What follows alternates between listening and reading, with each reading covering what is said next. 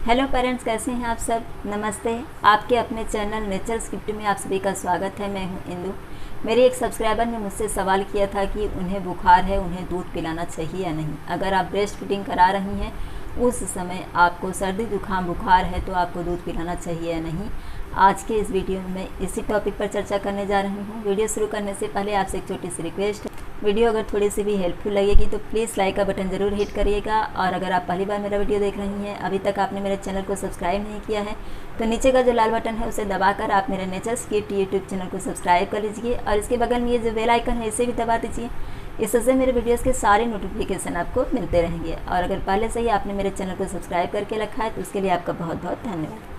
आमतौर पर जो नॉर्मल बुखार रहता है उस समय आप अपने बच्चे को ब्रेस्ट फीडिंग करा सकती हैं, क्योंकि ब्रेस्ट फीडिंग से बच्चे को कोई संक्रमण होने की संभावना नहीं रहती है। जो मम्मी का दूध होता है उसमें बीमारियों से लड़ने की सबसे ज़्यादा क्षमता होती है।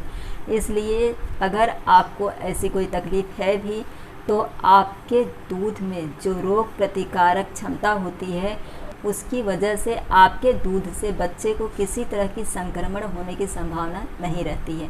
लेकिन अगर बुखार आपको 3 दिन से ज़्यादा है तो आप डॉक्टर से ज़रूर सलाह ले लीजिए। अगर वो आपको बाहर की दवाइयाँ देते हैं, क्योंकि आमतौर पर जो बुखार आता है उसके लिए डॉक्टर आपको क्रोसिन दे देते हैं, अगर या फिर क्रोसिन आपको डॉक्टर ने सजेस्ट करके रखा है कि थोड़ा बहुत बुखार आएगा तो आप क्रोसिन ले लीजिए, तो ऐसे बुखार में आप ब्रेस्ट फीडिंग करा सकती हैं। लेकिन अगर बुखार 3 दिन से ज़्यादा रह जाता है या फिर आपको किसी दूसरी तरह का बुखार है और आप डॉक्टर के पास जाती हैं तो डॉक्टर को आप ये ज़रूर जानकारी दे दीजिए कि आप ब्रेस्ट फीडिंग कराती हैं, ताकि डॉक्टर जो दवाइयाँ आपको दे रहे हैं वो दवाइयाँ बच्चे की सेहत के हिसाब से हो और आपके ब्रेस्ट मिल्क पर उस दवाई का ऐसा असर न हो कि वो बच्चे के लिए नुकसानदायक हो। क्योंकि आपका ब्रेस्ट का जो मिल्क है वो बच्चे के लिए नुकसानदायक नहीं है, लेकिन जो दवाइयाँ आपको दी गई हैं वो दवाइयाँ जो हैं वो आपके शरीर में जब जाएंगी तो वो आपके शरीर के दूध में भी मिश्रित होंगी,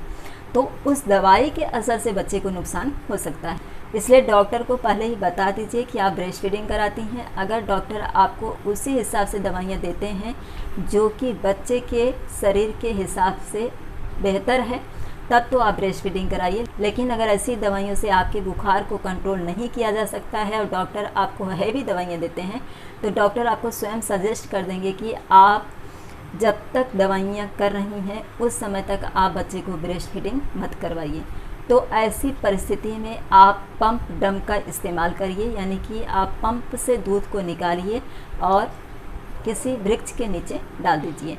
और जब आपकी सेहत अच्छी हो जाए और दवाइयों का असर पूरी तरह से ख़त्म हो जाए तब आप 1-2 बार और दूध को निकाल करके किसी वृक्ष के नीचे डालने के बाद में उसके बाद आप अपने बच्चे को रेगुलर ब्रेस्ट फीडिंग कराना शुरू करिए। कुछ दवाइयाँ ऐसी भी होती हैं जहाँ डॉक्टर ये सजेस्ट करते हैं कि दवाई पीने से पहले आप बच्चे को ब्रेस्ट फीडिंग करा दीजिए और दवाई पीने के बाद में 2-3 घंटे बाद आप बच्चे को फिर से ब्रेस्ट फीडिंग करा सकती हैं। तो आप ऐसा ही करिए।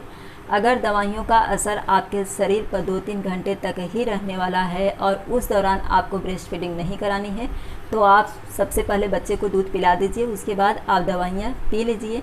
और उसके बाद में जब आप ब्रेस्ट फीडिंग फिर से कराना चाहती हैं, यानी 2-3 घंटे के अंतराल के बाद में जब आप फिर से ब्रेस्ट फीडिंग करा रही हैं तो एक बार सावधानी के तौर पर अपना जो फर्स्ट मिल्क रहेगा उसे निकाल करके आप किसी वृक्ष के नीचे डाल दीजिए और उसके बाद आप अपने बच्चे को दूध पिलाइए। जब तक आपकी दवाइयाँ चल रही हैं, जिन दवाइयों को देने के बाद डॉक्टर ने आपको मना किया है कि जब तक आपकी दवाइयाँ चल रही हैं आप बच्चे को ब्रेस्ट फीडिंग नहीं करा सकती हैं, तो उस दौरान आप पानी भरपूर पीजिए, ताकि जो आपके शरीर में दवाइयों का असर रहेगा वो पूरी तरह से आपके शरीर से निकल जाए। और आप इस दौरान पौष्टिक आहार लेती रहिए ताकि आपके शरीर में मिल्क सप्लाई की कमी न होने पाए। कुछ बीमारियां ऐसी होती हैं जहां पर डॉक्टर मना कर देते हैं कि आपको अपने बच्चे को ब्रेस्ट फीडिंग नहीं करानी है, तो उस परिस्थिति में आप बच्चे को ब्रेस्ट फीडिंग न कराएं। लेकिन जो नॉर्मल बुखार सर्दी जुकाम आता है इस समय आप ब्रेस्ट फीडिंग करा सकती हैं। आई होप कि मैंने जो जानकारी आपको दी है इससे आपको थोड़ी बहुत हेल्प ज़रूर होगी।